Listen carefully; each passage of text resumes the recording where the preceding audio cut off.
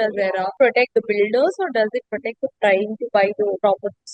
Definitely the people who are trying to buy properties only. It has put restrictions on the builders and all. Imagine finishing a project. We need X amount of money. There is no transparency on ఎలా use చేస్తున్నారు, ఎంత money draw చేస్తున్నారు, వేరే projects కి ఏమైనా deviate చేస్తున్నారు ఆ funds and all. So after RERA came in to place, ఇలా ఉన్న చాలా ఇష్యూస్ ని ఇట్ అడ్రెస్డ్. లార్జ్ స్కేల్ లో ఏదైనా ప్రాజెక్ట్ కన్స్ట్రక్ట్ చేయడానికి వెళ్తున్నప్పుడు you will have to register yourself with RERA. So RERA is not just about buildings or apartments. Imagine there is a land, మీరు just layout వేసి ప్లాట్స్ నమ్ముతున్నారంటే even that will be regulated under RERA. If the property is more than 500 square meters, or if the number of apartments being built is more than 8 in a standalone building, then yeah, you have to go and register your project with RERA. ఈ register చేసుకున్న process లో you will have to give them, మీరు draw చేసుకున్న plan ఏంటి అని చెప్పి you will have to give them, and commencement certificate తీసుకోవాలి start చేయడానికి ముందు, అప్రూవల్ తీసుకోవాలి ఇంజనీర్స్ దగ్గర నుంచి గట్టా. And then after you finish the project, you will have to